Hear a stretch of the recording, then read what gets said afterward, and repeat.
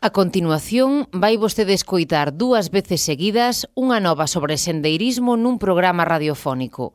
Tome as notas que precise. Bos días a todos os ointes. Hoxe imos falar de sendeirismo.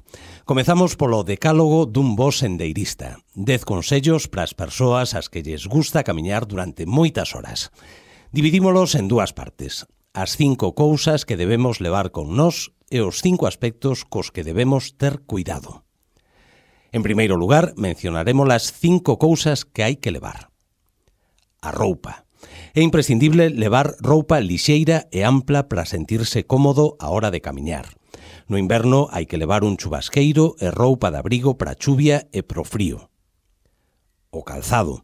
O mellor son as botas de montaña, lixeiras, cómodas e fortes, cos nocellos sempre ben protegidos, así evítanse as lesións nos pés. A mochila.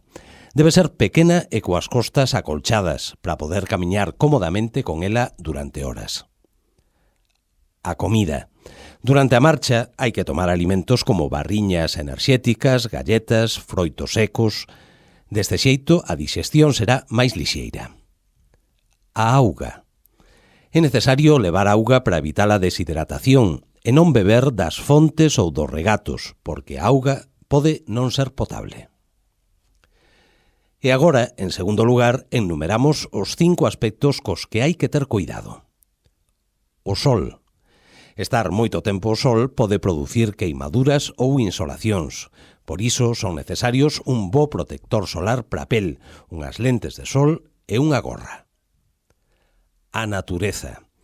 Hai que deixala tal e como se atopa, non deixar lixo, non coller nada, ter cuidado cos cigarros mal apagados. Así evítanse a contaminación ou os posibles incendios. As pendentes. Para descender hai que mirar a pendente e cravar os talóns. As subidas. Hai que tomalas con calma, con pasos curtos e en zigzag, axudándose dun bastón. Se se fai o indicado nas baixadas ou nas subidas, evítanse lesións nos xeonllos. E por último, a ruta.